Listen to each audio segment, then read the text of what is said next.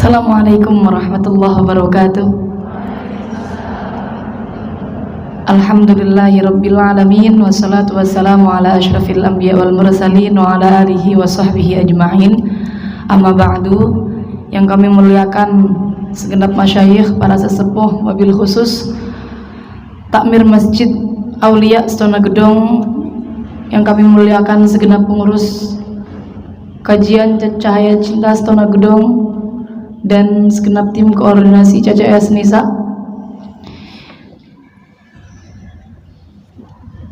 Bu Khotim yang kami hormati, yang kami muliakan, Mbak Irma yang selalu menemani saya setiap sesi fikih wanita. Alhamdulillah, teman-teman sekalian yang hadir di majelis pagi ini, alhamdulillah sehat semuanya nggih? Alhamdulillah. Ini semangat nggih? Ini kok soalnya Mbak Irma suaranya lembut sekali. Jadi kayak bawaannya ya, bawaannya lembut. Ya, alhamdulillah. Sekarang kita sudah mulai masuk ke, nanti insya Allah kita akan bahas mengenai istihadah. Ini kalau mengikuti CCS Nisa yang partnya fikih, kita runtut nih. Dari mulai najis, istinja, wudu, kemudian haid, ya bener, kemudian haid. Nah, haid ini kita udah 2 episode ya, haidnya ini kita udah 2 episode haid, sampai di istihadah penyempurna suci, sampai hal-hal yang tidak diperbolehkan dilakukan bagi perempuan yang haid minggu kemarin, seingat saya. Nah, sekarang kita sudah mulai masuk ke kodok sholat dan juga istihadah. Nanti insya Allah pertemuan depan kita mau nifas. Setelah nifas baru nanti insya Allah bab sholat. Nanti kita akan lanjut insya Allah CCS Nisa fikih sampai fikih wanitanya selesai. Semoga teman-teman semua diberikan kesempatan untuk kalau juga diberikan kesempatan untuk mengaji bersama teman-teman semua dalam keadaan sehat walafiat. Amin ya rabbal alamin. Sebelum kita mulai ngaji, seperti biasanya mari kita kirim tawasul terlebih dulu kepada para mu'alif kitab, kepada para masyayikh, wabil khusus kepada Mbah Wasil. Semoga dengan lantaran kita kirim Fatihah ini, ilmu yang kita pelajari pada pagi hari ini bisa menjadi ilmu yang memberkahi kehidupan kita, bisa menjadi ilmu yang memberikan kemanfaatan bagi kehidupan kita. Amin ya rabbal alamin. Ila hadratin nabiyil mustafa sayyidina maulana Muhammadin sallallahu alaihi wasallam wa ila jami'i masyayikhina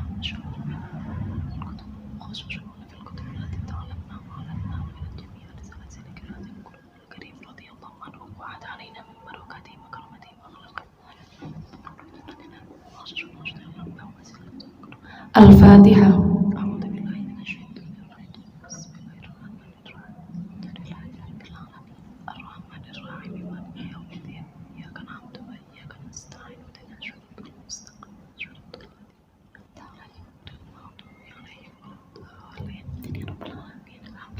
Alhamdulillah, hening sekali. Alhamdulillah, semoga hening ini menunjukkan kita khidmat, tapi tidak menunjukkan kita ngantuk ya.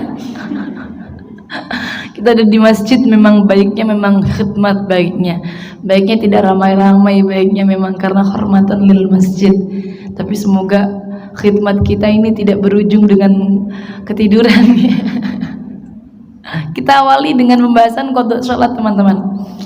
Seringkali saya itu kalau menyampaikan materi qada sholat, ternyata itu di sekitar kita perempuan banyak loh yang kalau dia haid ya sudah tidak jauh memikirkan tentang qada sholat seperti itu. Jadi kalau haid ya sudah, dia mengiranya bahwa haid nggak boleh sholat, ya sudah berarti saya nggak perlu qada sholat seperti itu. Saya bebas dari qada sholat secara total, demikian. Memang orang yang haid itu tidak boleh untuk sholat dan bahkan tidak boleh untuk mengkodoknya. Kalau mengkodok maka nanti bahkan ada jelas tidak sah. Namun dalam melakukan hal ini itu ada 2 pendapat yang disampaikan oleh para ulama. Mengkodok sholat yang ditinggalkan itu menurut sebagian ulama sampai haram, ada yang sebagiannya makruh. Tapi kalau tidak sahnya jelas tidak sah seperti itu. Cuman walaupun toh orang yang haid ini tidak boleh melaksanakan sholat, tidak kemudian dia bebas total dari yang namanya qadha. Ada yang namanya qadha sholat saat datang dan berhentinya haid, seperti itu. Sebenarnya hal ini bukan berkaitan dengan haid saja sebenarnya. Segala hal yang menghalangi seseorang dari melaksanakan sholat itu nanti bisa menyebabkan qadha sholat, baik saat dia datang ataupun saat dia pergi. Bisa kita contohkan kalau yang kita alami setiap perempuan haid, nifas itu ya, atau gila, atau koma, pingsan. Ini yang seringkali epilepsi, seperti itu. Ini penyakit-penyakit yang hilang akal hingga hilang akal demikian. Ini tuh nanti ketika dia meninggalkan sholat, dia tidak terkena taklif untuk sholat pas sebenarnya. Orang gila kan tidak terkena taklif sholat nih, karena sholat syarat wajibnya adalah harus berakal. Kalau dia nggak berakal kan berarti tidak terkena kewajiban kan, tidak memenuhi syarat wajib sholat, dia tidak punya kewajiban melaksanakan sholat. Cuman bukan berarti kemudian bebas total dari yang namanya qadha sholat. Sama persis, orang yang haid tidak boleh sholat, tapi bukan berarti dia tidak boleh sholat bebas total dari yang namanya qadha sholat. Nah, ini ada pembahasan yang pertama mengenai datangnya haid, qadha sholat saat datangnya haid ataupun nifas, dan saat yang kedua saat berhentinya haid ataupun nifas. Yang pertama ini dibagi menjadi dua. Ini sudah ya sebenarnya. Sebentar nih. Tapi biasanya kalau sudah itu warnanya biru. Oh iya sudah. Alhamdulillah, saya kadung suudzon. Ya. Ada seorang perempuan itu yang dia selalu hadas, terus menerus mengeluarkan hadas. Ada seorang perempuan yang tidak, ya kadang-kadang hadas, kadang-kadang tidak, seperti itu. Yang terus menerus hadas itu contohnya kayak gimana? Kayak orang istihadah kan terus menerus hadas, kayak orang keluar keputihan yang terus menerus, yang sampai dia tuh tidak punya waktu yang cukup untuk melaksanakan sholat dan bersuci tanpa hadasnya, tanpa keputihannya. Jadi andaikan nih, semisal dia itu berhenti keputihannya nih, terus wudhu, terus melaksanakan sholat. Ini sholatnya belum selesai, udah keluar lagi keputihannya, dan demikian terus, waktu-waktunya demikian terus, seperti itu terus. Ini namanya berarti orang yang daimul hadas, hadasnya terus menerus. Nah, kalau orang yang selain daimul hadas, kita bahas yang selain daimul hadas dulu, yang normal. Kalau yang normal kayak kita yang normal biasa tidak mengalami istihadah, ya keputihan normal-normal saja, tidak kemudian yang selalu terus-menerus keluar, maka nanti qadha sholatnya mana saja, yaitu ketentuannya adalah ketika darah haid itu keluar di waktu sholat dan telah melewati jarak waktu yang cukup untuk digunakan sholat secepat mungkin, seringan mungkin. Secepat mungkin itu bukan berarti kita meninggalkan kewajiban, bukan ya, tapi kita hanya melakukan kewajibannya saja seringan mungkin. Kok dia belum sholat, maka berarti sholat tersebut wajib untuk diqadha. Jadi semisal nih, masuk waktu asar itu jam 3 sore, jam 15.00.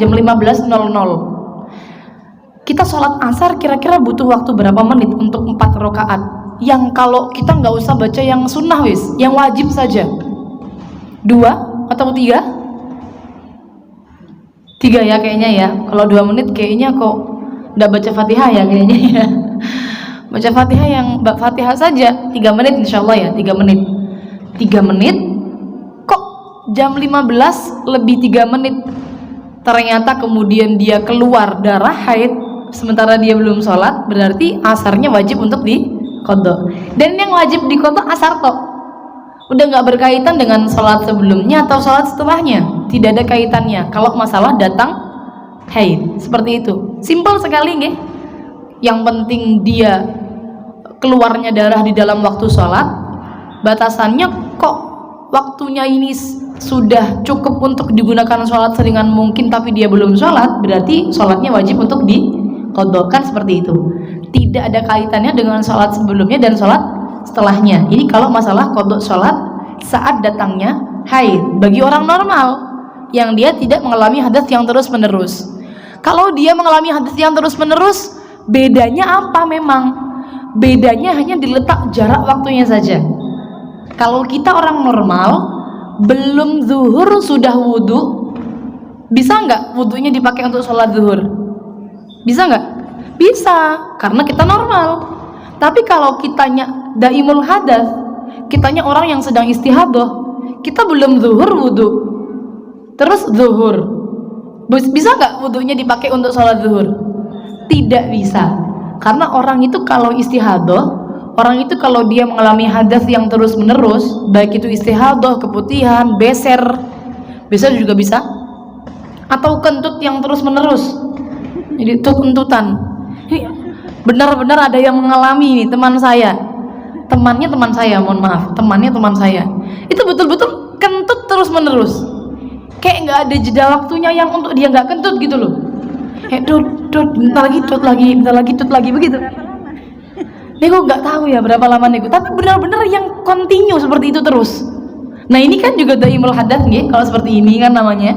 Maka ya seperti itu, karena dia daimul hadas, wudhunya itu darurat. Kalau wudhu darurat itu hanya bisa digunakan ketika sudah waktunya mau digunakan. Nah waktunya mau digunakan adalah ketika akan sholat. Jadi wajib untuk nunggu masuk waktu dulu baru boleh wudhu, seperti itu. Jadi makanya kalau belum waktunya digunakan, sebelum masuk waktu ya nggak boleh wudhu. Bukan nggak boleh, sebenarnya nggak bisa digunakan untuk sholat selanjutnya, begitu loh. Kalau wudhu sebelum zuhur ya kalau mau digunakan untuk sholat sunnah silahkan, tapi nanti kalau zuhur ya wudhu lagi, demikian maksud saya. Nah karena dia harus wudhu di dalam waktunya, maka nanti jarak waktunya itu akan ada tambahan. Kalau tadi ketika jarak waktunya sudah cukup digunakan sholat seringan mungkin kok dia belum sholat, maka sudah langsung wajib qodho. Ini ketambahan, ketika jarak waktunya itu bisa digunakan untuk bersuci dan wudhu, sementara dia belum melaksanakannya namun ternyata darah haidnya sudah keluar dulu, baru wajib qodho. Tapi kalau ternyata dia sudah sholat, maka ya berarti tidak perlu qodho. Seperti itu. Ini untuk yang datang haid. Untuk yang berhentinya haid, untuk yang berhentinya nifas, ini lebih singkat lagi waktunya. Jadi batasannya adalah selama darah itu berhenti di dalam waktu sholat dan tersisa waktu yang cukup untuk digunakan mengucapkan takbiratul ihram, maka sholat tersebut sudah wajib untuk diqodho. Sesedikit itu waktunya, gitu. Takbiratul ihram itu bacaannya bagaimana teman-teman? Allahu Akbar, betul. Ini cuma Allahu Akbar. Berapa detik? 3? 1? Allahu Akbar. 1 ya? 1 sampai 2 detik lah. 2 detik lah, kita buat 2 detik lah. 2 detik nggih. Jadi kak dia misal ya, ini tadi kan asarnya jam 3. Ini dia jam 3 kurang 1 menit. Ini ngecek, oh saya suci. Kita kemarin sudah bahas masalah ngecek darah ya, caranya bagaimana kan kita sudah bahas kemarin. Ke kamar mandi, dia bawa kapas, dia cek ke organ kewanitaan bagian dalamnya, ternyata yang keluar warnanya putih atau seputih kapasnya, atau kalau mengikuti kaul yang muqabil dia juga boleh, misal kuning dan keruh sudah bisa dikatakan suci, juga bisa mengikuti kaul yang muqabilul asah. Silahkan mau ikut yang mana, yang jelas dia tahu kalau dirinya suci itu jam 3 kurang 1 menit. Sangat-sangat cukup sekali waktunya untuk digunakan mengucapkan takbir. Maka berarti zuhurnya sudah wajib di qodho. Itu ya, padahal kan sebentar ya. Ini kalau orang enggak, mungkin kalau orang ini belum sampai belajar ke qodho sholat saat berhentinya haid, mengiranya tidak akan wajib qodho zuhur, karena kan waktunya tinggal 1 menit. Nggak bisa buat waktu sholat zuhur. Terus kenapa wajib qodho? Alasannya apa? Nah ini setelah kita cari-cari ternyata alasannya memang ta'abudi, teman-teman. Ta'abudi itu tidak ada alasannya. Ya sudah, dari sananya seperti ini, rumusan hukum dari ulamanya seperti ini, tidak ada alasannya. Walaupun toh jelas-jelas tersisa waktunya hanya 1 menit, bahkan setengah menit pun wajib untuk qada zuhur. Nah, untuk masalah berhentinya haid, ini ada yang perlu teman-teman perhatikan. Andaikan haid ini berhenti di waktu asar dan di waktu isya, selain dia itu wajib untuk sholat asar, wajib untuk sholat isya, dia juga wajib untuk qada sebelumnya yang bisa dijamak. Ini ya, beda dengan yang datang haid. Kalau datang haid kan kita cuma fokus pada sholat itu saja, tidak berkaitan dengan sholat setelahnya dan sholat sebelumnya. Tapi kalau yang masalah berhentinya haid itu ada kaitannya. Andaikan sholat ketika kita berhenti haid di waktu tersebut, sholat sebelumnya bisa dijamak. Contoh berarti berhenti waktu asar atau berhenti waktu isya. Maka kalau berhenti waktu asar, kita wajib sholat asar plus qada zuhur. Ketika berhenti isya, kita wajib sholat isya plus qada maghrib. Niku yang seringkali masih ditinggalkan. Dan juga yang teman-teman perlu ketahui, menurut saya penting sekali ini, ketika kita berhenti haid di waktu sholat dan cukup untuk kita lakukan sholat tersebut dalam waktunya secara adaan, tidak kodoan, maka kita tidak boleh milih kodok. Nih, seringkali seperti ini. Contoh bulan puasa, teman-teman darah berhenti sebelum tidur, kayak mungkin jam 11, mungkin tidurnya malam jam 11 atau jam 10. Ini pingin besok aja sholat mandinya pas besok bangun sekalian. Udah dia niat kan sudah boleh nggih, kalau darahnya sudah berhenti niat puasa. Bangun itu ndak mikir sholat isya, ndak. Tapi bangun itu pikirannya saya mau sahur kan. Ntar mandinya nggak apa-apa, nunggu subuh nggak apa-apa. Ini kira-kira tepat tidak yang dia lakukan? Tepat atau tidak? Tidak. Kenapa tidak tepat? Karena mestinya dia kewajiban sholat isya. Nah ini loh, dia kewajiban sholat isya dalam waktunya, tapi dia milih untuk kodok saja. Ini yang nggak boleh. Ya sebenarnya dampaknya dia dosa gitu aja. Kayak orang kalau nggak sholat isya pada waktunya, kayak orang bangkong gitu ya, kayak orang kesiangan. Bangkong itu bahasa Jawa nih. Kesiangan, bangun tiba-tiba jam 7, berarti dia tidak sholat subuh, begitu loh. Kayak dia belum sholat isya, bangunnya subuh, berarti dia tidak sholat isya, demikian. Namun yang perlu diingat kembali, kalau mengingatkan berarti mestinya yang harus dia lakukan, bangun tidur, segera mandi, segera sholat, baru kemudian sahur. Sahur. Mandi itu kan tidak lama, kalau kita tidak perlu pakai sabun dan segala macam ritualnya perempuan ketika mau mandi besar. Yang penting kalau lagi mepet waktunya ya mandi secukupnya, yang penting sudah selesai. Tinggal niat dan juga meratakan air ke seluruh tubuh, itu saja, sesimpel itu sebenarnya. Ini nggak usah pakai yang lainnya. Kira-kira mungkin 5 menit cukup sebenarnya.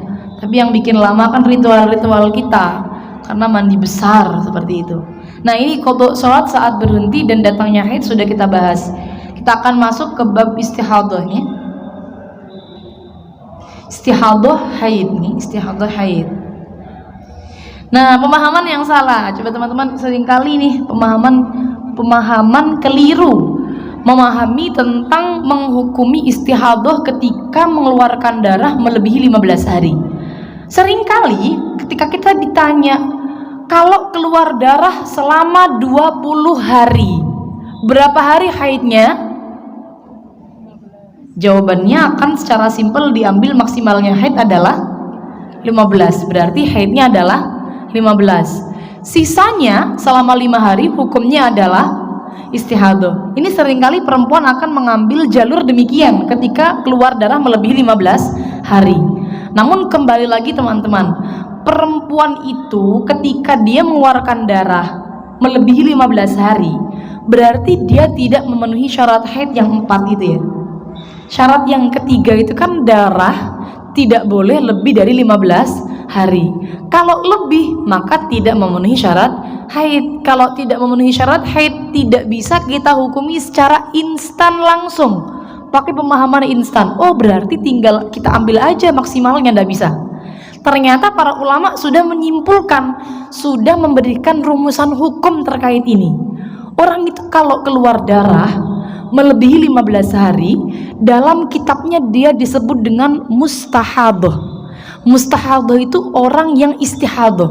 Orang yang istihadah itu dia hukumnya akan berbeda-beda tergantung individunya. Satu orang dengan satu orang yang lain akan berbeda hukumnya karena yang dia alami berbeda. Walaupun toh kasus yang sedang dialami sama, namun karena histori haidnya, karena adat-adat haidnya itu berbeda setiap orangnya, dia kasusnya sama, hukumnya bisa berbeda. Ini namanya orang yang istihadah.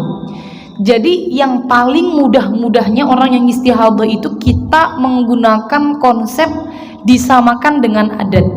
Oh ini paling mudahnya hukum menurut saya, dan paling mudah untuk difahami. Karena kan biasanya teman-teman kalau mau bab istihadah itu, kalau mungkin teman-teman di sini pernah buka-buka Uyunul Masail, mungkin ada, atau kitab-kitab yang lain yang menerangkan bab istihadah. Ini istihadah itu sebenarnya ada 7 pembagian, sangat banyak sekali.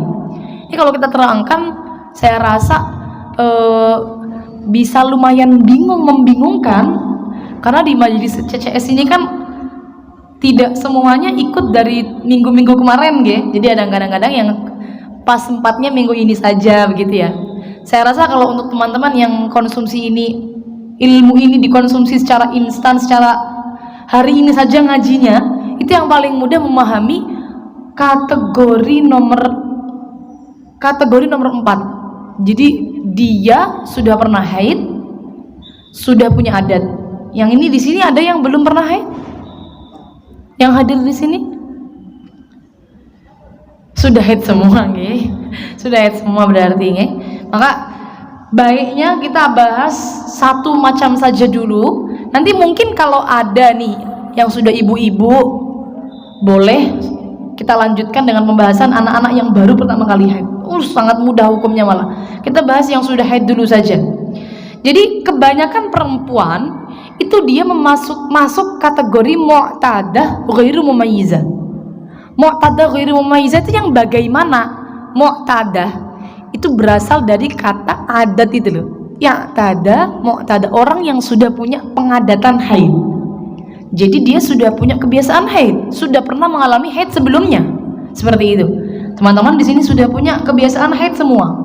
Sudah pernah mengalami haid semua. Jadi masuk kategori mu'tadah. Ghairu mumayyizah tidak bisa membedakan mana darah kuat, mana darah lemah. Bukan berarti darahnya keluarnya satu warna saja. Kadang ada orang yang keluar darah satu warna tok, ada merah terus ada, coklat terus ada. Tapi kan yang banyak perempuan tuh kalau keluar darah semua macam warna darah masuk keluar ya. Hitam, terus susul merah, terus coklat, terus kuning, baru keruh, baru suci. Kan seperti itu, baru bersih. Kebanyakan perempuan kan keluarnya 5-5-nya keluar semua. Tapi saya tanya, teman-teman di sini ada nggak yang detail setiap bulannya? 5 warna darah ini setiap keluar dicatat detail per jamnya. Semisal hitam 2 hari setengah, merah 1 hari, coklat 1 hari, begitu. Ada nggak yang nyatet detail demikian? Sama, saya juga udah nyatet, sama. Jadi maksud saya, kita ini sama kategorinya kalau mengalami istihadah, sama-sama ghairu mumayyizah. Ghairu mumayyizah itu nggak melulu harus warnanya satu doang gitu, nggak. Tapi orang itu nggak nyatet, berarti dia masuk ghairu mumayyizah karena dia nggak ngerti perincian darahnya yang kuat berapa, yang lemah berapa, seperti itu. Jadi kita ini darahnya bervariasi setiap bulannya, tapi kita nggak nyatet. Maka dari itu kita kalau mengalami istihadah hukumnya sama-sama masuk kategori mu'tadah ghairu mumayyizah. Ini paham dulu nih giringan di awalnya biar teman-teman nanti kalau membahas hukumnya agak lumayan enak. Nah, sekarang kita bahas hukumnya. Orang-orang kalau sudah masuk kategori mu'tadah ghairu mumayyizah, hukumnya bagaimana sih? Nah, seperti itu. Hukumnya, haidnya disesuaikan dengan adat haidnya, istihadahnya disesuaikan dengan adat sucinya. Pertanyaan selanjutnya yang biasanya timbul, adat saya ini enggak pakem. Enggak pakem itu apa ya? Enggak mesti. Enggak terus-menerus dengan bilangan yang sama. Seringkali berubah. Mungkin haidnya itu selalu 7, tapi suci saya itu seringkali maju mundur. Kadang 18, kadang 20, kadang 19, kadang 16. Seperti itu. Atau haid saya juga maju mundur. Kadang 6, kadang 7, kadang 8. Seperti itu. Nah, maka bagaimana kalau kita punya adat yang selalu berubah-berubah? Mana yang kita pakai sebagai acuan adat? Yang kita pakai adalah yang terakhir kita alami sebelum mengalami istihadah. Yang paling mudah nih ini. Jadi teman-teman kalau saya mau adat haid tidak usah bingung. Yang dipakai yang mana? Yang terakhir dialami. Oh, istihadah bulan Muharram. Berarti yang dipakai adat bulan Dzulhijjah. Berapa hari haidnya, berapa hari sucinya. Inilah mengapa penting sekali kita itu nyatet berapa haidnya, tanggal berapa, jam berapa, berhentinya tanggal berapa, jam berapa. Andaikan tiba-tiba mengalami keluar darah lebih 15 hari, itu kita sudah siap sama hukumnya. Sudah ada hukumnya. Oh, berarti haid saya tinggal sesuaikan dengan bulan kemarin. Karena ada catatannya, jadi akan mudah. Nanti repot juga kalau teman-teman tidak nyatet. Repot nanti hukumnya jadi mutahayyirah. Nanti kita akan bahas mutahayyirah insyaallah setelah kita bahas mu'tadah secara tuntas. Jadi sudah paham nggih bagaimana rincian hukumnya? Coba kita bahas ke dalam contoh. Misal bulan Juni haidnya 7 hari, sucinya 23. Di bulan Juli keluar darah selama 20 hari. Berarti simple. Di bulan Juli haidnya berapa? 7. Karena bulan Juni haidnya 7. Dalam 20 hari yang dihukumi haid 7, sisanya selama 13 hari hukumnya adalah istihadah. Simple? Bisa dipahami? Nah, mudah nggih? Mudah. Kita masuk sebentar untuk contoh selanjutnya, rumusan selanjutnya tentang mandinya. Namanya orang haid dan istihadah itu kan nanti berarti ada perpindahan dari hadas besar ke hilangnya hadas besar nih. Jadi dia dari haid menuju ke istihadah pasti ada perpindahannya. Maka kita penting tahu kapan perlu mandi besarnya untuk orang yang mengalami istihadah. Di bulan pertama, ketika seorang perempuan itu keluar darah terus menerus. Coba teman-teman kalau tanglet. Kalau teman-teman punya kebiasaan haid 7 hari, tiba-tiba di bulan ini darah keluar sampai 10 hari. Teman-teman sampai hari ke-10 sholat mboten? Sholat enggak? Enggak kan ya? Kan masih dalam lingkup 15 begitu kan? Kita masih mungkin nih, darahnya masih mungkin kalau berhenti nanti jangan-jangan jadi haid semua. Seperti itu. Kalau semisal darah ini keluar sampai hari ke-15, sholat mboten? Mboten. Sama ndak sholat? Karena masih dalam lingkup 15 hari. Kalau darahnya berhenti di hari ke-15, ini berarti semuanya jadi haid. Bisa dipahami ya? Berarti kesimpulannya, ketika seorang perempuan mengeluarkan darah terus menerus di bulan pertama, dia itu pasti ndak sholat sampai hari ke-15. Karena ada kemungkinan, oh nanti kalau darahnya berhenti di hari ke-15, saya jadinya haid semua. Ada kemungkinan demikian. Akhirnya dia nunggu sampai hari ke-15. Ketika lebih 15, barulah di sini nanti dia jelas hukumnya. Wah, berarti saya bulan ini mengalami istihadah. Saya mustahadah. Haid saya ini tidak semua 15, tapi sama seperti bulan sebelumnya. Contoh bulan sebelumnya haidnya 7. Oh, berarti saya sekarang sudah masuk istihadah. hado, saya sudah mulai wajib sholat. Maka di akhir hari ke-15 masuk hari ke-16 dia wajib untuk mandi besar, karena sudah mulai wajib untuk sholat. Bisa difaham? Ya, ini untuk bulan pertama. Semuanya sama perempuan. Kalau dia mengalami istihadah bulan pertama pasti nunggu dulu sampai 15. Nggak ada perempuan itu yang marifat, nggak ada. Oh, ini saya mau istihadah kayaknya. Nggak ada. Jadi pasti nunggu dulu sampai 15 dulu, baru kalau lebih baru nanti mandi. Ini mandinya pasti di akhir hari ke 15. Seperti itu. Selesai ya permasalahan kita. Kalau ternyata tadi kan rumusannya, hukumnya haidnya disamakan dengan adat haidnya, istihadahnya disamakan dengan adat suci. No, ternyata ini darahnya keluar sampai lebih dari sebulan. Misal dia tadi kan adat sucinya 23, adat haidnya 7, sebulan ya totalnya. Ini keluar darah sampai 2 bulan, sampai 60 hari. Jadi 2 kali siklus haid dia keluar darah. Maka di siklus yang kedua modelnya dia itu tahu dirinya haid lagi itu kalau sudah genap istihadah sejumlah dengan adat suci, kok darahnya lanjut, oh berarti saya sudah mulai haid yang nomor 2. Begitu teman-teman. Jadi nih contoh, haid 7 ya, terus istihadah 23, dia tunggu istihadah sampai 23 kok lanjut darahnya, berarti dia paham, oh saya mulai haid yang kedua. Tidak perlu nunggu lagi sampai 15 hari, tidak. Karena di bulan pertama dia sudah istihadah. Jadi di bulan kedua dia menyangka dirinya juga mengalami istihadah. Oh saya sudah mulai haid lagi nih, berarti haid saya bulan ini 7 hari juga, sama seperti bulan kemarin. Karena saya bulan kemarin istihadah, saya bulan ini juga banyak kemungkinan istihadah. Seperti itu. Bisa difaham ya?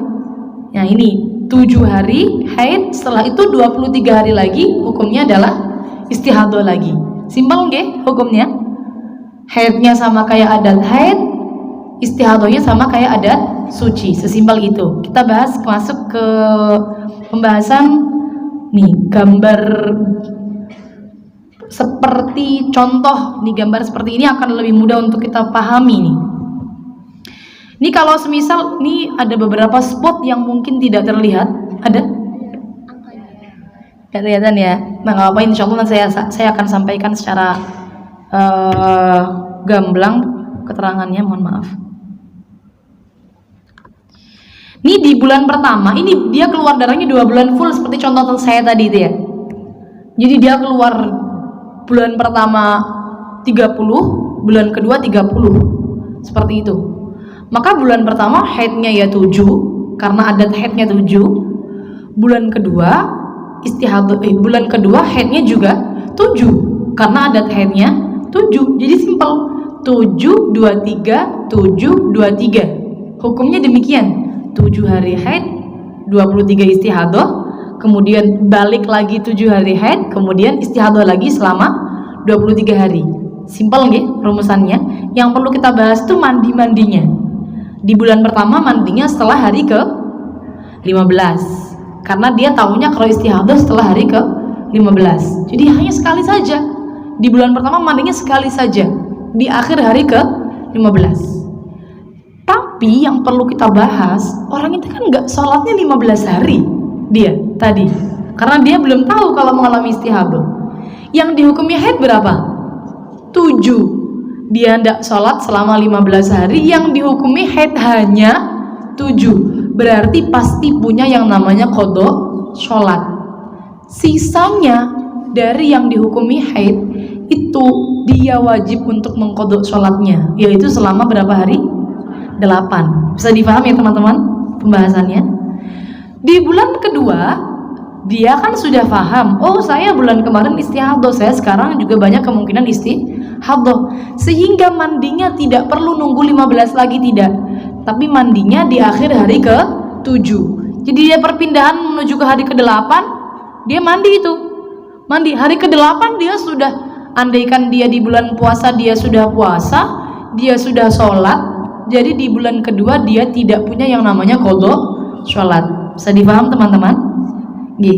Jadi kalau runtutannya pembahasan demikian, maka di bulan pertama dia pasti punya qadha sholat, andaikan adatnya tidak sampai 15 hari. Tapi kalau adat haidnya 15, contoh, saya memang terakhir haid itu 15 hari, terus kebetulan juga sucinya 15, ya berarti pas. Nanti rumusannya 15 haid, 15 istihadah, haidnya 15 lagi, istihadahnya 15 lagi, begitu. Jadi 15, 15, 15, 15. Bukan karena hukumnya mutlak 15, 15, bukan. Tapi karena dia adatnya 15 haid, 15 suci. Seperti itu. Bisa dipaham ya? Kita masuk ke rumus kedua. Rumus kedua. Contoh yang kedua. Ini sama persis dengan yang tadi di bulan pertama. Keluar darah di bulan pertama full 30 hari. Bedanya di bulan kedua darah itu cuma keluar selama 10 hari. Teman-teman, istihadah itu berarti dia keluar darah melebihi 15 hari ya. Ini pemahaman pertama kita ya.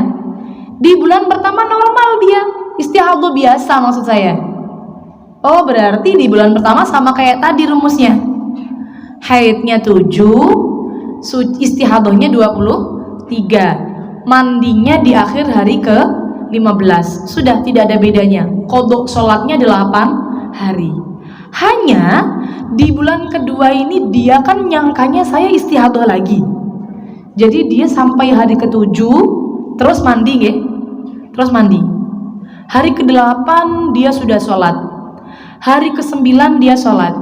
Hari ke-10 dia sholat. Ternyata darah berhenti di hari ke-10. Kesimpulannya di bulan kedua darah keluar melebihi 15 hari atau tidak? Tidak. Keluar hanya berapa hari? 10. Kira-kira orang tuh kalau keluar darah 10 hari istihadah atau tidak? Tidak. Tidak jadi istihadah di bulan kedua. Maka di bulan kedua ternyata haidnya adalah 10. Ya, jadi ada rumus prank ternyata di dalam haid itu. Tapi memang begini ulama itu nyimpulkannya. Di akhir hari ke-7 dia wajib mandi tetap. Karena kan kalau fikih itu pakainya dzan teman-teman. Fikih itu pakainya apa yang sudah kita lakukan kemarin, kita terapkan sekarang. Fikih itu begitu prakteknya. Nah, sama konsep ini juga demikian. Di bulan kedua awalnya nyangkanya saya kemarin istihadah. Saya banyak kemungkinan bulan ini juga istihadah. Ternyata dia sudah kadung mandi dan wajib memang mandi di akhir hari ke-7. Mandi. Loh, ternyata darahnya di bulan itu tidak jadi melebihi 15 hari. Maka jadinya di bulan itu haidnya tidak 7 melainkan 10 hari. Paham gak? Nih, giringannya kalau teman-teman paham, insya Allah akan mudah memahami pembahasan-pembahasan yang lainnya. Akhirnya, kira-kira mandi yang di akhir hari ke-7 ini kepake atau tidak? Tidak. Dia wajib untuk mengulang lagi mandi besar di akhir hari ke-10. Bisa dipaham? Mandinya di bulan kedua berarti berapa kali? 2 kali. Di akhir hari ke-7 dan di akhir hari ke-10. Alhamdulillah. Ini pertama kali loh dengan jamaah sekian banyaknya pembahasan bulan kedua demikian, teman-teman kayaknya paham semua insya Allah. Alhamdulillah. Bolehlah tepuk tangan dulu, nggak apa-apa, untuk biar semangat. Ini paham kan tapi? Ya, insya Allah paham ya. Insya Allah kayaknya wajah-wajahnya paham kok, wajah-wajahnya. Iya, semoga pahamnya itu lekat terus sampai nanti pulang. Ini kadang-kadang soalnya pembahasan kayak gini tuh pahamnya di majelis. Ntar kalau sudah pulang keluar sana itu gimana ya tadi ya? Seringkali demikian. Saya juga dulu kalau ngaji demikian seringnya. Apalagi bab haid ya memang agak lumayan sedap-sedap gitu, ngeri-ngeri sedap bab haid itu. Tapi ini bisa dipahami ya teman-teman. Loh, kalau teman-teman mengalami istihadah yang terus-menerus kayak gini, rumusnya sesimpel itu. Sesimpel itu. Jadi di bulan kedua ya mandinya di akhir adatnya. Setelah itu lihat dulu darahnya. Kalau lebih 15 berarti ya sudah beres. Kalau tidak jadi lebih dari 15 berarti haid semua di bulan tersebut. Ini berlaku di bulan kedua, bulan ketiga, bulan keempat, dan bulan setelahnya. Sama seperti itu. Kita lanjut ke pembahasan setelahnya. Ini saya siapkan contoh untuk yang mu'tadah teman-teman.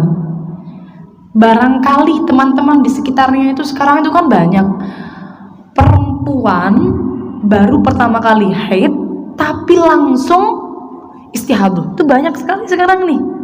Jadi anak-anak kecil umur 7, umur 10, umur 11 itu darah langsung keluar sebulan. Tapi bukan yang keluar bancar, tidak.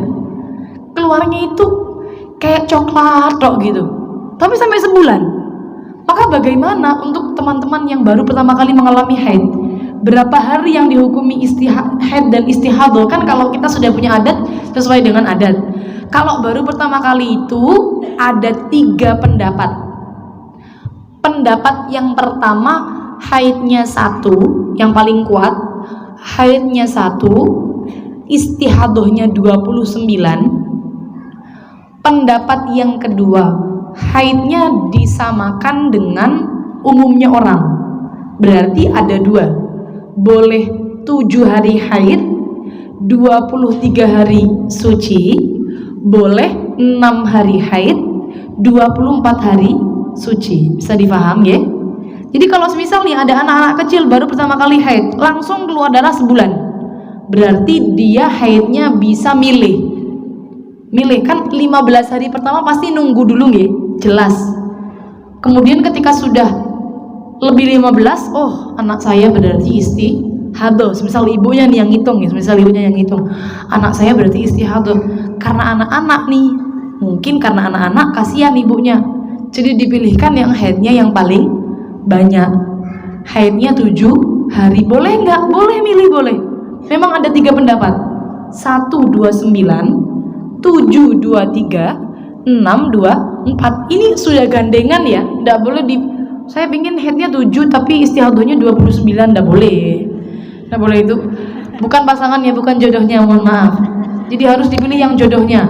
1 jodohnya 29, 7 jodohnya 23, 6 jodohnya 24. Ini kalau milih yang enak-enak nggak boleh. 7 ya 23 berarti punya kodok sholat 8 hari. Begitu, sama rumusnya.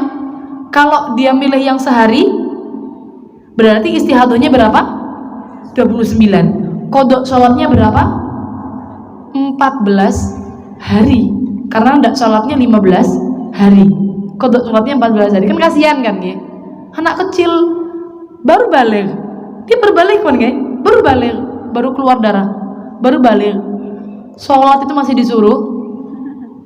Dia udah kadang tidak sholat 15 hari dikiranya haid, ternyata istihadah. Nak, kamu haidnya sehari, kodok sholat ya 14 hari. Kayaknya nangis kayaknya. Jadi biar nggak terlalu shock, bolehlah kita pakai yang 723, tidak masalah.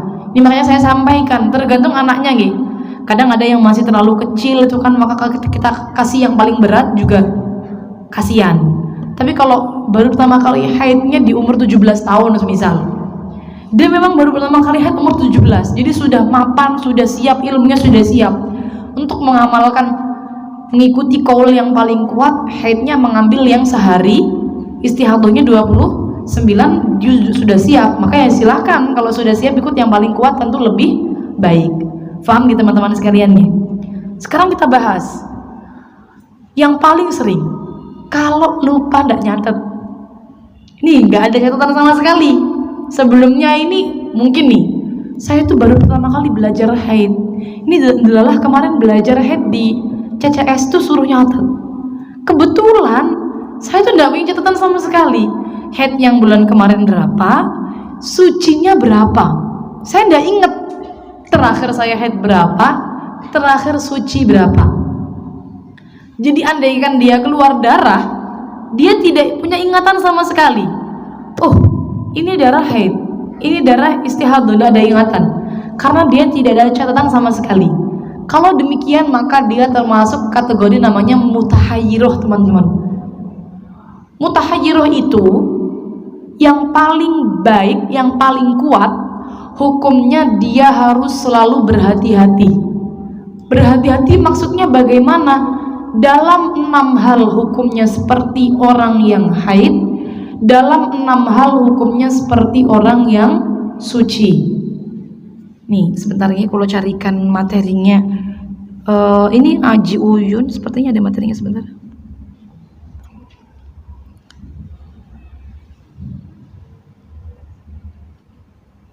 Saya jarang sekali kalau menyampaikan seminar sampai ke mutahayyirah, teman-teman. Ini karena kita di CCS kan memang konsep ngajinya pelan-pelan gitu. Jadinya saya sampaikan mutahayyirah. Tapi ini yang berat, teman-teman. Nanti saya sampaikan yang ringan juga enggak apa-apa. Ini kalau buat orang-orang awam dikasih yang berat kan kasihan juga. Contoh ini mutahayyirah nih. Saya besarkan. Dalam 6 hal hukumnya seperti orang yang haid. Bersentuhan kulit dengan suaminya antara lutut dan pusar, membaca Al-Quran di luar sholat, menyentuh Al-Quran, membawa Al-Quran, berdiam diri di dalam masjid untuk ibadah yang tidak bisa dilakukan di luarnya, melewati masjid jika khawatir darahnya akan mengotori. Ini sama seperti orang yang haid, tidak boleh semua. Namun dalam 6 hal dihukumi seperti orang yang suci. Yang pertama sholat, baik fardu maupun sunnah. Yang kedua tawaf, baik fardu maupun sunnah. Yang ketiga puasa, baik fardu maupun sunnah. Yang keempat i'tikaf. Yang kelima tolak. Dan yang keenam mandi. Dia wajib sholat. Kalau semisal contoh dia tidak punya ingatan sama sekali, contohnya nih kayak gini. Yang paling sering contohnya begini, yang paling makul, masuk akal. Dia sakit lama, koma mungkin, sakit lama yang kemudian dia sendiri tidak sadar, orang sekitarnya juga tidak sadar, tidak meniten ini kok, memperhatikan nih, tidak memperhatikan darah keluar kapan, darah berhentinya kapan pasiennya, tidak. Tiba-tiba sehat, sadar, keluar darah. Ini saya terakhir keluar darah kapan? Tidak ada yang tahu. Tidak ada yang tahu sekitarnya. Berarti dia masuk kategori mutahayyirah. Karena darah yang keluar itu bisa mungkin haid, bisa mungkin suci. Iya kalau nanti dia hukumi haid. Iya kalau sucinya sudah 15. Kalau belum 15 berarti masuk istihadah penyempurna suci. Hukumnya istihadah. Iya kalau hukumnya istihadah. Kalau sucinya sudah 15 berarti hukumnya adalah haid. Maka dari itu dia itu diambang kebingungan, ini darahnya mungkin haid mungkin suci, maka posisinya dia wajib sholat setiap hari dan setiap akan sholat wajib mandi besar. Beratnya kayak orang awam baru belajar haid langsung saya kasih hukum ini, kayaknya udah mending gak usah belajar kayaknya, kan repot nanti kalau begitu ya. Ini mutahayyirah yang paling kuat hukumnya memang ihtiyat. Namun tenang teman-teman, ada qaul di bawahnya, muqabilul asah. Qaul muqabilnya mengatakan mutahayyirah disamakan dengan mubtadi'ah, disamakan dengan orang yang baru pertama kali mengalami haid. Berarti hukumnya boleh milih, haidnya boleh sehari, boleh 7, boleh 6, tergantung dia milih yang mana. Cuman khusus untuk mutahayyirah yang ikut qaul disamakan dengan mubtadi'ah, haidnya ini bukan ketika dia pertama kali tahu darah, bukan, tapi setiap awal bulan hijriyah. Ini unik ya, setiap awal bulan hijriyah. Jadi andaikan dia keluar darah pertama kali, sadar dari pingsannya atau komanya di tanggal 25 Dzulhijjah semisal, berarti awal darahnya masih dihukumi istihadah dulu. Baru haidnya kapan? Nanti 1 Muharram. 1 Muharram dia boleh milih haidnya mau sehari, apa mau 6 hari, apa mau 7 hari, silahkan, ada pendapatnya semuanya. Sisa dari bulan Muharram semuanya dihukumi istihadah. Andaikan darah kebetulan keluarnya sampai berbulan-bulan, berarti nanti bulan awal Safar haid lagi. Bisa dipaham ya? Rumusnya mudah dipaham? Udah dipaham rumusnya? Saya ulang lagi. Yang mutahayyirah yang tadi yang terakhir. Ini kalau kita ikutkan yang paling berat kan berat. Ihtiyat 6 hal seperti orang yang haid, 6 hal seperti orang yang suci. Dalam arti dia wajib sholat dan wajib mandi setiap akan sholat. Kan berat nggih? Berat loh. 5 kali sehari mandi besar. Kan berat. Tidak setiap orang kan punya kesempatan demikian. Bisa waktunya untuk mandi setiap akan sholat kalau dia mutahayyirah. Maka andaikan ada yang mengalami mutahayyirah di sekitar teman-teman, boleh diberikan hukum dia sama seperti orang yang baru pertama kali mengalami haid. Seperti itu. Hukumnya, haidnya boleh milih antara 1, 6 atau 7. Mulainya tidak di awal darah keluar, tidak. Kadang itu orang yang mutahayyirah tidak tahu kapan keluarnya darah, teman-teman. Contoh, orang gila sadar dari gilanya dalam keadaan darah sudah keluar. Nah, dia nggak ngerti awal darah keluar kapan, kan nggak ngerti, ya kan? Atau orang sadar dari koma tiba-tiba dalam keadaan darah sudah keluar, dia nggak ngerti dari kapan darah keluar dan sekitarnya juga nggak ada yang nyatet. Maka berarti memang qaul yang paling kuat, haidnya itu mulainya setiap awal bulan. Karena kebiasaan perempuan itu memang yang banyak awal bulan haid. Dahulu ulama demikian alasannya. Kenapa kok setiap awal bulan Hijriah? Karena kebiasaan perempuan kebanyakan itu memang haidnya setiap awal bulan. Seperti itu. Jadi awal bulan dia haid 1 atau 6 atau 7, sisanya istihadah. Nanti kalau awal bulan lagi haid lagi 1, 6 atau 7, sisanya istihadah sampai akhir bulan. Bisa difaham nggih? Bisa difaham. Semoga bisa difaham ya teman-teman sekalian. Jadi nanti setelah haid awal, kalau tadi keluarnya darah pertama kali dia tahu di bulan Dzulhijjah akhir, berarti ya istihadah dulu. Nanti baru haidnya awal Muharram. Semoga bisa difaham teman-teman pembahasan kita mutahayyirah. Pembahasan terakhir kita pada hari ini adalah cara sholat bagi orang yang sedang istihadah. Ini penting juga ya kayaknya. Cara sholat bagi orang yang sedang istihadah. Saya sampaikan ini pembahasannya terlalu, maksudnya rumusnya kan terlalu banyak. Saya sampaikan dengan bahasa yang lebih cepat nih, biar gampang pahamnya. Pokoknya yang pertama kali dilakukan kalau orang itu istihadah, sebelum dia bersuci pertama kali tunggu masuk waktu sholat dulu. Tadi di awal sudah kita bahas. Orang itu kalau istihadah, dia itu wudunya darurat.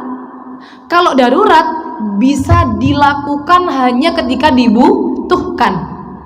Jadi karena dia butuhnya sholat fardu nih, mau sholat fardu, maka bolehnya wudu untuk sholat fardu itu ketika sudah masuk waktu. Tunggu waktu sholat masuk dulu, baru lakukan rangkaian ini dan jangan dijeda, kecuali untuk hal-hal yang berkaitan atau ada kesinambungannya, ada maslahatnya. Kalau untuk hal-hal yang tidak bermanfaat tidak boleh dijeda. Pertama, bersihkan najisnya terlebih dulu. Istihadah membawa darah najis hukumnya. Bersihkan najisnya dulu, istinja. Bersihkan najis. Setelah dibersihkan najisnya, minimalisirkanlah najis yang keluar. Sebenarnya ada 2 cara. Cara yang pertama menggunakan penyumbatan, cara yang kedua menggunakan pembalutan. Penyumbatan ini bagaimana? Maksudnya menggunakan kapas atau sejenisnya dimasukkan ke area kewanitaan bagian dalam. Tidak boleh separuh di luar, separuh di dalam. Justru nanti akan membawa najis saat sholatnya. Jadi masuk seperti itu, masuk. Juga tidak boleh dilaksanakan ketika dia merasa kesakitan. Kalau sakit pasti sakit, saya pahami demikian. Cuma kan ada orang itu yang bisa menahan sakitnya, ada yang sampai tidak bisa ini. Kalau sholat ini kayaknya kalau bawa ini sampai tidak bisa fokus saya. Nah ini baru nanti boleh untuk di skip. Dan harus ditinggalkan kalau sedang puasa. karena ini menyumbat di bagian dalam, membatalkan puasa dan harus ditinggalkan untuk perawan. Menurut Syekh Yusri, perawan lebih baik untuk di skip cara yang pertama menggunakan penyumbatan. Ingat ya, jadi kapas itu saya biasanya kalau kapasnya yang tebal itu saya ambil saya bagi dua, terus dibulat-bulat, terus masuknya itu jangan sampai timbul separuh di luar gitu, jangan. Maksudnya saya jangan terlalu dalam juga, jangan. Kalau terlalu dalam kan sulit ngambilnya. Tapi jangan sampai timbul di luar. Kalau timbul di luar kan berarti dia dihukumi membawa najis, seperti itu. Ini untuk yang sudah menikah. Ya, kalau yang belum menikah skip saja. Nanti kita pakai cara yang kedua. Atau andaikan sudah menikah tetap was-was. Contoh, memasukkan benda-benda yang asing demikian ke area sana kan sensitif ya. Ada mungkin yang area sananya sensitif, maka ya boleh nanti ditinggalkan ikut cara yang kedua. Tetap ada yang memperbolehkan hanya menggunakan cara yang kedua. Cara yang kedua gimana? Pakai pembalutan. Pembalutan ini gimana? Pembalut bersih dibarengi dengan celana dalam yang ketat. Mohon maaf teman-teman, ini kita mau meminimalisir darah yang keluar, makanya harus dibarengi dengan celana dalam yang ketat. Kalau kita pakai celana dalam yang longgar, nyaman, kira-kira menampung atau meminimalisir?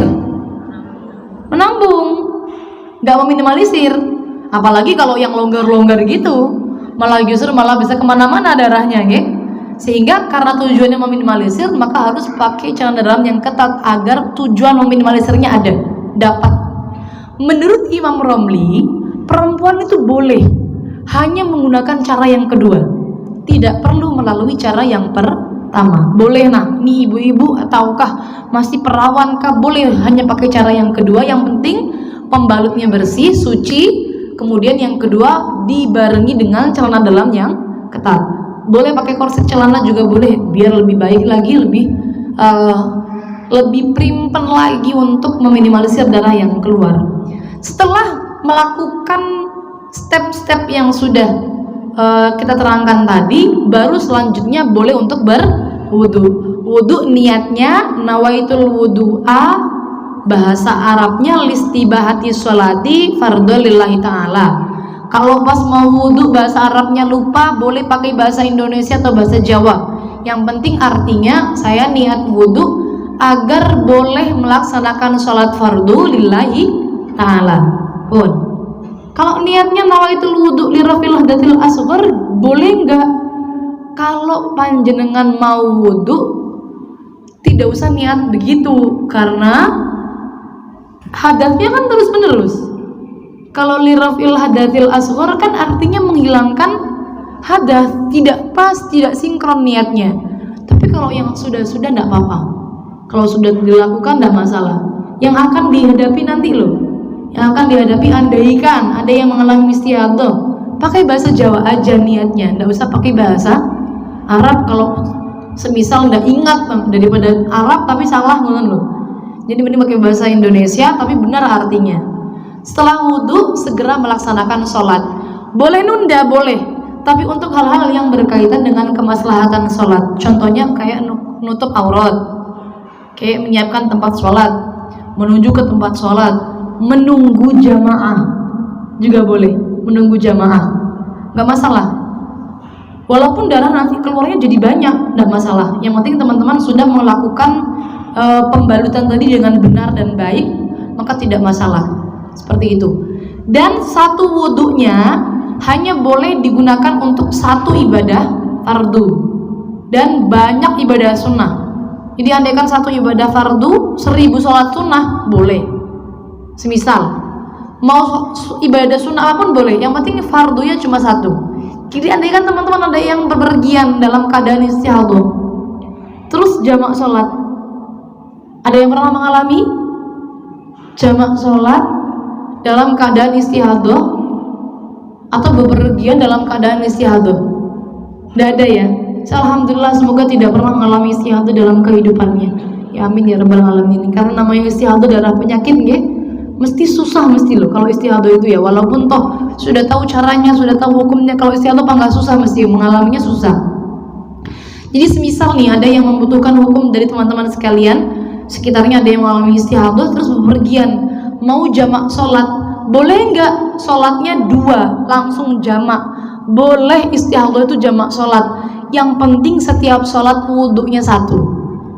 Jadi tadi rangkaian dilakukan untuk sholat yang pertama, terus setelah sholat yang pertama wudhu lagi, cukup wudhu saja, yang penting pembalutnya tidak geser kemana-mana, tidak perlu ulang dari awal istinja lagi, bersihin lagi, nggak perlu, langsung wudhu saja. Setelah wudhu kemudian sholat yang kedua. Caranya demikian. Ya, orang istihadah itu statusnya kan kayak orang suci teman-teman gitu. Jadi orang istihadah itu boleh duduk di masjid, boleh. Yang penting tidak khawatir darahnya mengotori, karena mengotori masjid hukumnya kan tidak boleh gitu, haram. Mengotori masjidnya hukumnya haram. Jadi kalau selama tidak mengotori tidak masalah. Orang istihadah sama seperti orang yang suci. Sama orang yang suci berarti orang istihadah itu boleh berhubungan dengan suaminya, boleh. Karena suci, yang penting tidak masalah suaminya dengan adanya darah. Mungkin istihadahnya tidak terlalu banyak juga bisa seperti itu. Tinggal kasihan juga kalau istihadahnya berbulan-bulan, ya kan? Kadang-kadang ada kemarin istihadah sampai 3 bulan. Ya kan kasihan kalau semisal 3 bulan ini sudah bersuami dan hukum istihadahnya dia pahamnya kalau istihadah tidak boleh berhubungan. Istihadah boleh karena hukumnya seperti orang yang suci. Apalagi orang yang istihadah itu wajib puasa karena seperti orang yang suci dan sah puasanya, tidak perlu dikodok seperti itu. Makanya kalau istihadah tidak boleh menyumbat, pakainya langsung membalut. Ya, bisa dipaham teman-teman. Materi kita pagi ini cukup sampai sekian. Insya Allah minggu depan kita bahas nifas. Sudah belum ya nifas ya? Belum ya nifas. Insya Allah minggu depan nifas. Insya Allah minggu depan nifas. Yang masih gadis juga nggak apa-apa. Bab nifas insya Allah akan bermanfaat nanti, digunakan bekal ilmu untuk setelah berumah tangga. Kita bahas di pertemuan selanjutnya nifas, dan kalau masih ada waktu kita bahas sekalian dengan melahirkannya, karena dalam melahirkan banyak sekali rumus-rumus yang akan kita bahas. Seperti anak kalau dilahirkan tidak dalam pernikahan hukumnya bagaimana, kemudian kalau sudah hamil duluan terus menikah status nasabnya bagaimana, itu nanti semuanya akan kita bahas dalam pertemuan depan insya Allah. Dan juga kita akan bahas mengenai kalau keguguran lantas darahnya apa saja, ketika hamil keluar darah bagaimana, insya Allah kita akan bahas kupas tuntas di pertemuan selanjutnya. Kurang lebihnya mohon maaf. Kita lanjutkan dengan tanya jawab. Wassalamualaikum warahmatullahi wabarakatuh. Perlu jawab yang pertama dulu. Nih mungkin ada yang pernah mengalami, saya dulu istihadah baik, semisal teman-teman tuh mengalaminya ada 2 macam biasanya. Panjenengan dulu salah cara sholatnya itu nyumpelnya separuh di dalam separuh di luar. Jadi kalau teman-teman kayak gini mending langsung pakai pembalutan mawon. Yang penting pakai celana dalam yang ketat daripada dalam menyumbat malah justru salah cara, kan seperti itu. Malah nanti sholatnya tidak sah kan. Kalau saya dulu pernah salah, mestinya kan sholatnya tidak sah. Saya tidak ngerti berapa hari istihadahnya, mana sholat yang saya lakukan kapan saja, terus gimana cara kodoknya.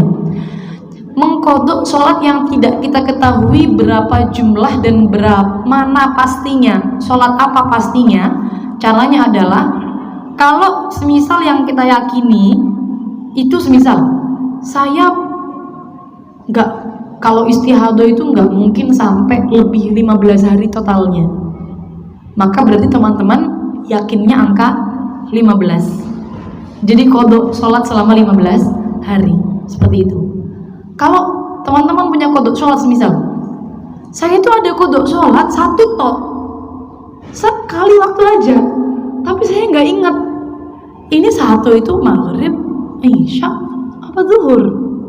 Nah maka berarti kalau teman-teman tidak ingat sama sekali sholat apa, wajib melakukan sholat 5 waktu. Tapi kalau teman-teman ada ingatan, contoh antara maghrib, isya sama zuhur, atau antara maghrib, antara isya, asar, zuhur, maka berarti wajib melaksanakan 3 sholat yang dia yakini. Seperti itu konsep dalam mengkodok. Sama halnya, dulu saya itu pernah menghukumi tapi salah istihadahnya. Coba dikalkulasi kira-kira yang yakin itu berapa. Oh, saya yakinnya qadha sholatnya, saya yakinnya ini saya salah ngukuminya hanya sampai sebulan semisal. Karena saya dulu itu kalau istihadah saya hukuminya 15 hari haid, padahal saya haidnya itu dulu nggak pernah lebih dari 7 contoh. Berarti kan mestinya 8 harinya qadha sholat, tapi dia nggak qadha ya, dia nggak qadha, maka dia punya qadha sholat 8. Saya itu seingat saya istihadah 4 kali, berarti 8 kali 4, dia punya qadha sholat 32 hari. Nah ini teman-teman biar nggak berat, jangan langsung sekali ngodoknya. Jadi selama sebulan lah, berarti qadha setiap sholat dua kali. Boleh tetap sholat sunnah boleh. Kadang-kadang orang itu kalau punya qadha sholat kan agak sungkan mau sholat sunnah gitu loh, sungkan sama Gusti Allah. Kok sungkan ya bahasanya, kayak agak bingung, saya sholat sunnah boleh enggak gitu loh, padahal masih punya qadha. Jadi orang itu kalau masih punya qadha wajib, bolehkah dia melakukan ibadah sunnah?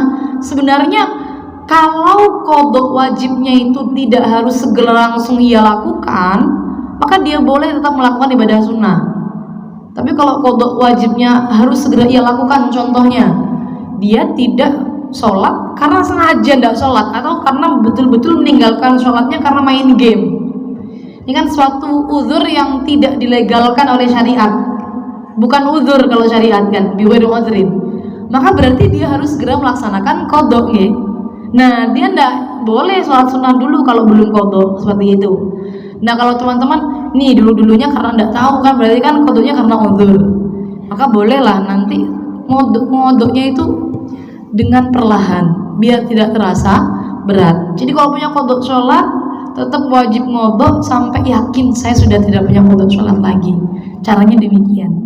Semoga bisa menjawab. Yang selanjutnya saya coba, setiap perempuan itu biasanya memang sebenarnya kalau kita bincang-bincang mengenai kelembapan organ kewanitaan, organ kewanitaan itu memang lembab loh.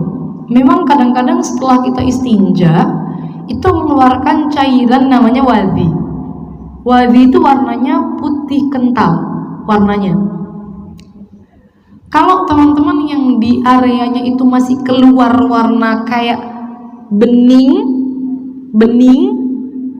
tapi bukan air, itu kemungkinan besar keluar dari area luar vagina, dan itu hukumnya suci dan tidak membatalkan wudhu. Jadi kayak bening gitu loh, yang sering kali kita sulit untuk istinja kan, ini yang kita hilangin ya. Seperti itu. Kalau bisa bersih ya sudah selesai, tapi jangan sampai terlalu lama membersihkan ini, justru malah tidak baik. Jadi kalau misal secukupnya lah, yang penting wadhinya sudah bersih. Kalau wadhi jelas najis, wadhi itu cairannya warnanya putih keruh, putih kental begitu loh. Kalau teman-teman perhatikan setiap selesai buang air kecil biasanya dia akan mengiringi ya. Coba perhatikan, ada orang itu yang butuh nunggu dulu, ada yang kadang-kadang perlu dehem mungkin biar tuntas baru keluar nanti. Ada yang langsung, saya tipikal yang langsung biasanya, jadi mengiringi. Yang itu najis. Tapi kalau yang bening banget itu ya, itu kalau teman-teman tidak ngerti keluarnya dari area mana cairannya, hukumnya suci dan tidak membatalkan wudhu. Jadi tidak perlu sampai wah ini sampai terlalu bersih keset begitu, sampai tidak perlu. Saya rasa nanti ini malah justru nggak baik untuk kesehatan organ kewanitaan seperti itu. Nah kalau yang jenengan maksud selalu keluar keputihan itu cairan yang bening ini, maka berarti jenengan sebenarnya tidak dhaimul hadath. Tapi kalau yang jenengan maksud saya selalu keluar cairan yang warnanya keruh dan kuning, semisal selalu keluar itu terus sampai saya rasa itu nggak bisa, saya itu kalau berhenti sebentar untuk melaksanakan sholat tanpa itu pasti langsung keluar lagi sebelum sholatnya selesai, maka baru ini yang namanya dhaimul hadath. Kira-kira panjenengan bagaimana? Dhaimul hadath atau tidak? Kalau betul-betul dhaimul hadath, sebenarnya dhaimul hadath itu walaupun toh dengan keputihan, cara sholatnya sama persis dengan orang yang istihadah tadi. Harus pakai pembalut juga, sama dengan celana dalam yang ketat juga, sama persis dengan orang yang istihadah tadi. Nih, terima kasih. Selanjutnya mungkin mandi besarnya double. Kan yang mewajibkan mandi ada haid, nifas, melahirkan, keluar mani, berhubungan atau keluar mani, terus mati juga mewajibkan mandi besar. Mandi besar itu boleh digabung. Jadi semisal sebabnya itu lebih dari satu, mandinya cukup satu, tidak perlu mandi 2 kali. Contoh, orang junub belum sempat mandi, keluar darah haid, nanti mandinya itu setelah dia suci dari haid, tapi mandinya cukup satu kali mandi untuk 2 hadatnya dia, junub dan juga haid. Atau sebabnya mandi besarnya 3.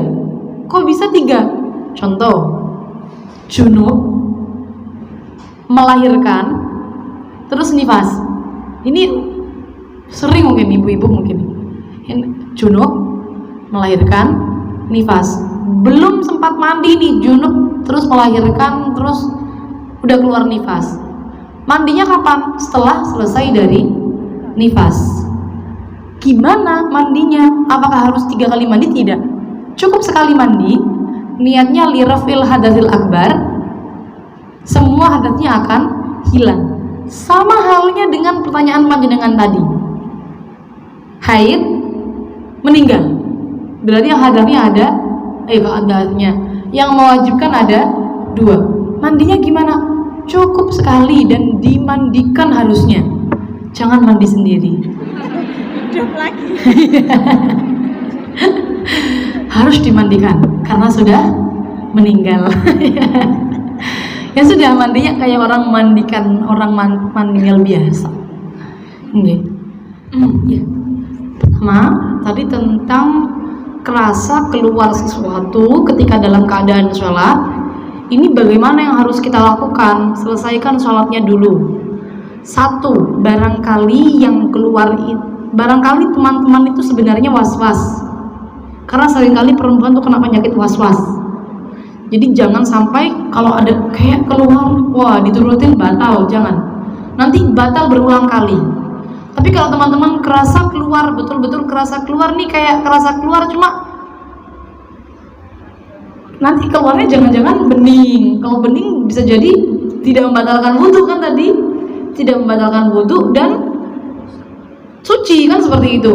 Ya maka selesaikan dulu sholatnya. Setelah sholat, oh ternyata yang keluar benar-benar keputihan, warnanya kuning contoh misal, atau keruh contoh misal keluarnya. Wah ini kalau kuning dan keruh kemungkinan besar dari dalam hukumnya adalah najis, berarti wudhunya jadi batal, sholatnya jadi batal, sholatnya perlu diulang. Jadi nanti yang dilakukan setelah sholat, segera istinja lagi, bersihkan najisnya lagi, wudhu lagi, sholat lagi, segera sholat lagi. Nah, kalau semisal keluar kentut dari arah depan, namanya kuif ibu-ibu sekalian, kuif, kentut dari vagina. Sebenarnya kentut dari vagina ini memang karena ada udara yang terperangkap di dalam vagina.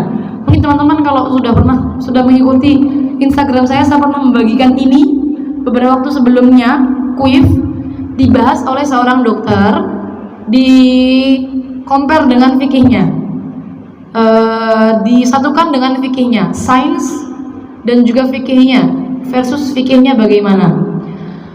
Memang ada yang normal, ada yang abnormal. Yang normalnya itu udaranya itu asalnya dari luar, terperangkap di dalam, keluar lagi. Dan kalau normal itu nggak sering dialami oleh perempuan. Sesekali saja perempuan mengalami kentut dari arah depan, seperti itu. Kuif ya.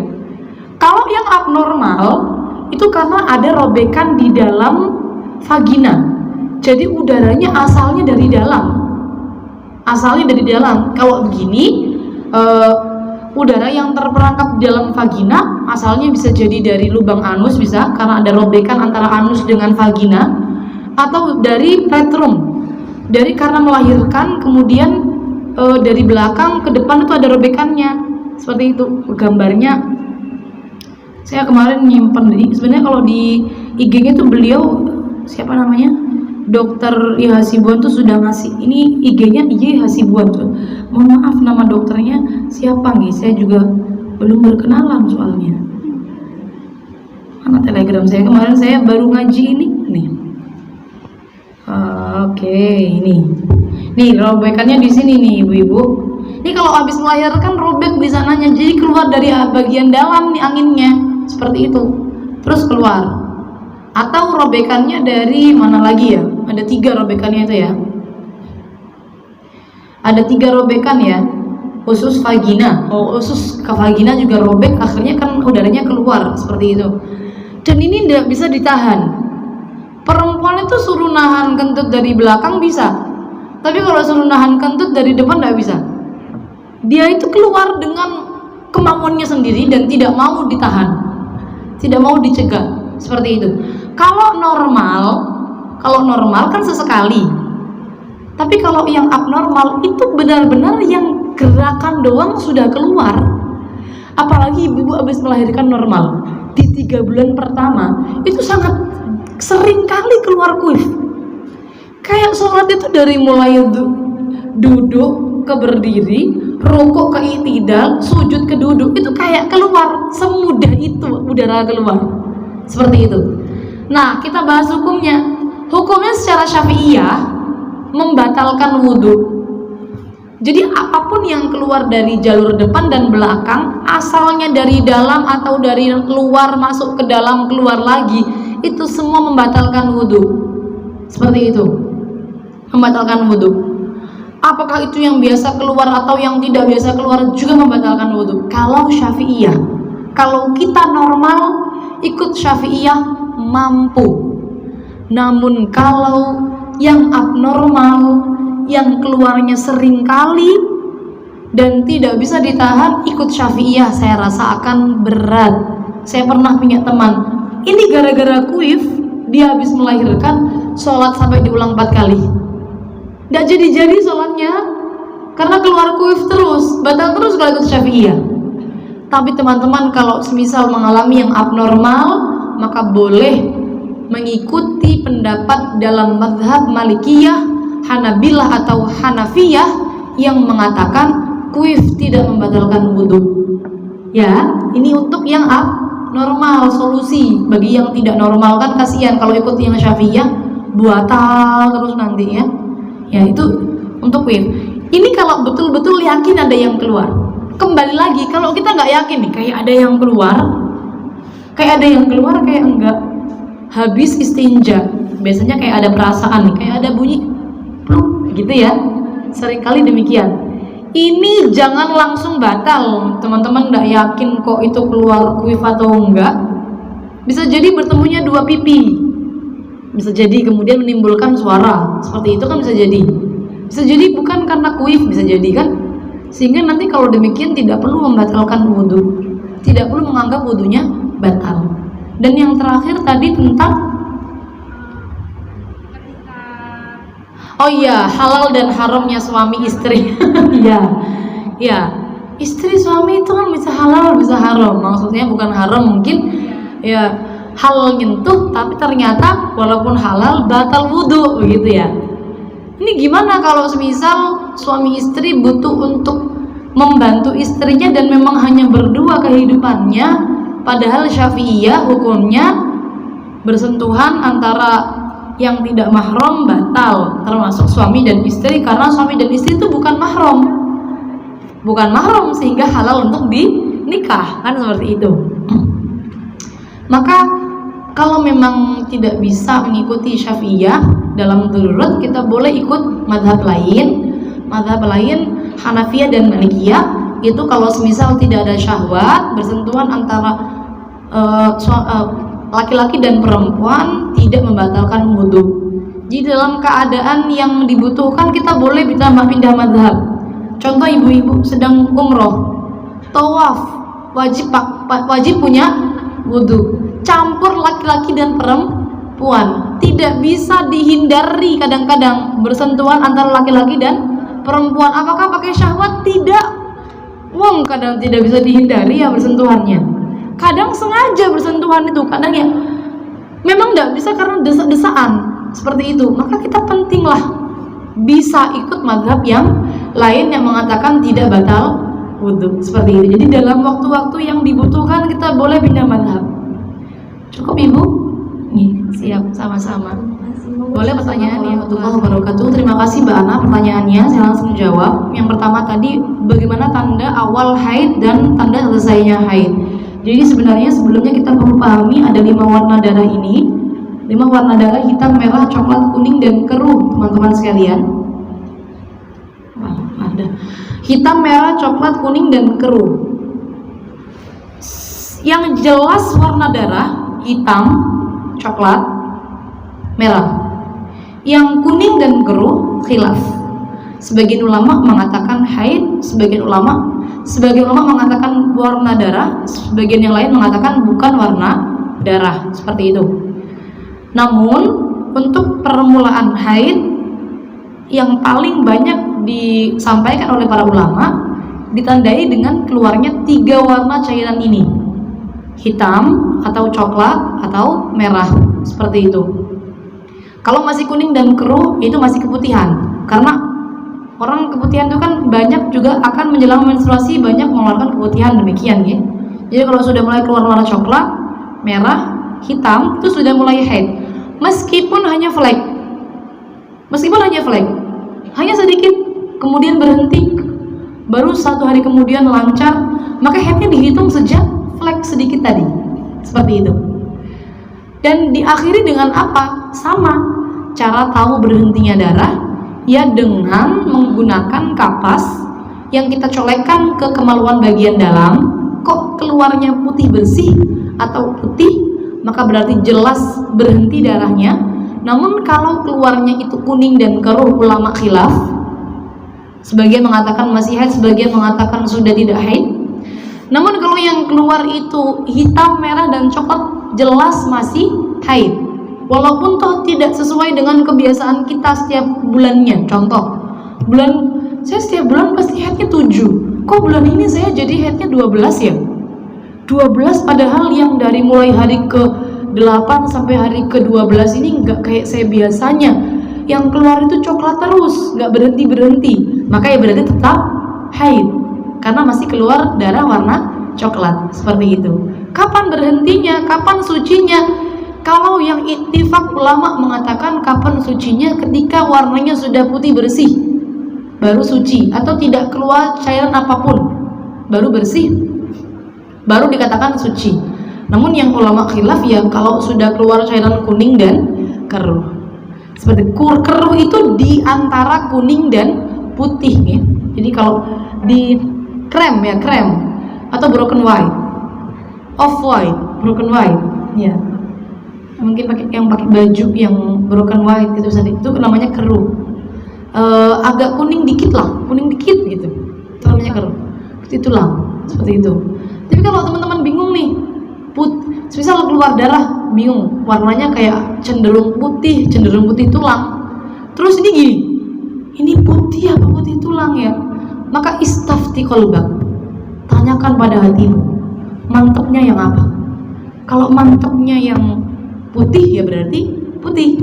Kalau mantepnya yang keruh berarti ya keruh. Jadi kayak kita kadang-kadang kan bingung ya, keluar cairan, ini keruh apa coklat ya? Istafti qalbak, tanyakan hatimu, mantepnya yang mana? Kalau yang mantep itu berarti yang keruh berarti keruh. Kalau mantepnya yang coklat berarti coklat. Gitu. Tadi yang masalah keputihan gimana? Ini coklat. Coklatnya itu seperti apa? Nih coklat itu kayak gini nih, sudah coklat, ini sudah masuk coklat ya. Ini nggak kelihatan ya soalnya ya. Boleh dilihat di daily height itu di sana. Ini saya ambil dari sana soalnya daily height ini Instagramnya. Coklat. Saya sebenarnya punya banyak warna darah. Ini sebenarnya ada warnanya, darah keluar ini lumayan ya. Keluar warnanya nih. Ini coklat ini. Jadi kayak bening tapi itu kotor coklat. Ini coklat ini bukan begini, keruh itu bukan begini. Keruh itu di bawahnya kuning. Keruh itu. Ini baru kuning, ini baru kuning. Ini kuning sebenarnya warnanya, tapi kenapa di layar jadi begini ya? Ini yang ini coklat warnanya nih, kayak agak jelas yang ini ya. Nih, kayak gini coklat, nih coklat. Sering banget kalau awal head dan akhir head kayak gini keluarnya. Sering kali demikian. Jadi warna dasarnya, basic warnanya itu bening, tapi kayak semburatnya itu coklat. Jadi sering kali demikian. Jadi warna merah, hitam, dan coklat itu nggak mesti harus jadi warna basicnya, warna dasarnya enggak. Tapi kadang dia cuma muncul di semburat-semburatnya. Ya namanya coklat itu, namanya merah itu. Walaupun toh warna dasarnya putih, tapi semburatnya merah jadi merah. Dasarnya putih, semburatnya hitam jadi hitam. Walaupun hitamnya hanya sedikit, tetap warnanya darah hitam, masih belum bersih. Jadi kalau coklat itu suci, kalau kuning itu udah masuk suci ya? Kalau coklat head, kalau kuning hilal. Mau ikut yang mana silakan. Yang kuat sebenarnya kuning itu kalau memang belum bersih sama sekali masih haid. Tapi kalau sudah bersih sih keluar lagi kuning baru keputihan lagi. Jadi kuning dan keruh itu kalau setelah haid itu ada perbedaan dari para ulama. Ada yang mengatakan walaupun nyambung dengan haid ya masih bisa dikatakan suci ada. Tapi yang paling banyak ulama menyampaikan itu kalau nyambung dengan haid masih ikut haid. Nanti andaikan sudah bersih kok keluar lagi kuning dan keruh, ini baru nanti yang dikatakan keputihan. Paham belum? Apa warnanya apa? Nah, tergantung warnanya. Jadi sebenarnya tergantung warnanya. Teman-teman ingat nggak? Kadang-kadang kewanitaan tuh bersih, tapi kita ngecek keluar darah itu tidak hanya di luar loh. Kita di dalam ngeceknya agak ditekan sedikit ke dalam.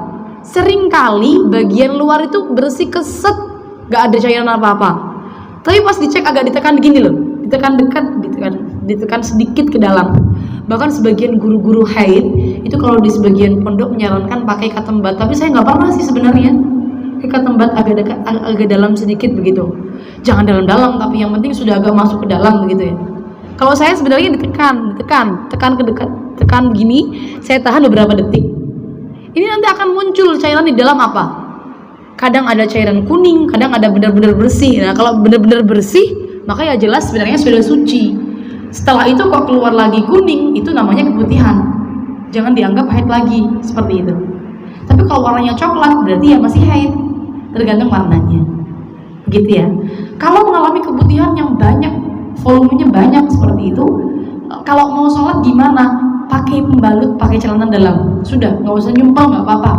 Daripada nyumpel tapi separuh di dalam, separuh di luar, repot juga nanti sholatnya membawa najis. Mending pakai pembalut plus celana dalam yang ketat. Dibilangin kalau mau sholat silahkan bersihkan dulu najisnya, tunggu masuk waktu, bersihkan dulu najisnya, terus pakai pembalut bersih, celana dalam yang ketat, baru wudhu, kemudian segera sholat. Wudhunya hanya boleh untuk satu sholat fardu. Begitu. Kalau posisinya suci, tapi waktu ya ada keluar jalan-jalan itu ada putihan dikit, itu putihan itu kan termasuk membatalkan wudhu apa enggak? Keputihan membatalkan wudhu kalau memang cairan yang keluar warnanya kuning dan keruh. Karena kalau putih kita kan tidak tahu keluar dari area mana, dan putih itu nanti kalau kita tidak tahu keluar dari area mana, hukumnya adalah suci dan tidak membatalkan wudhu. Kalau putihnya bening misalnya. Bening, kalau bening ya. tidak membatalkan wudhu dan suci hukumnya. Karena kita nggak ngerti keluar dari area mana, ya kan? Nggak ngerti kan? Keluar dari area mana nggak tahu. Kalau warnanya kuning keruh, seringkali kan kalau perjalanan yang keluar itu warnanya keruh seringkali, dan itu normal biasanya memang seperti itu. Hukumnya najis. Jadi kalau lagi perjalanan usahakan membawa softtek atau panty liner atau celana dalam yang bersih untuk jaga-jaga kalau mau sholat. Kalau lagi nggak bawa gimana? Ya copot aja dulu celananya yang najis, nanti setelah sholat pakai lagi. Seperti itu, cukup ya. Ya. Sama-sama. Terima kasih Mbak atas pertanyaannya. Ngawas pada siang hari ini dengan bacaan Al-Fatihah terlebih dahulu, kemudian kita berdoa bersama. Hadratin Nabi Mustafa Sayyidina Muhammad Al-Fatihah.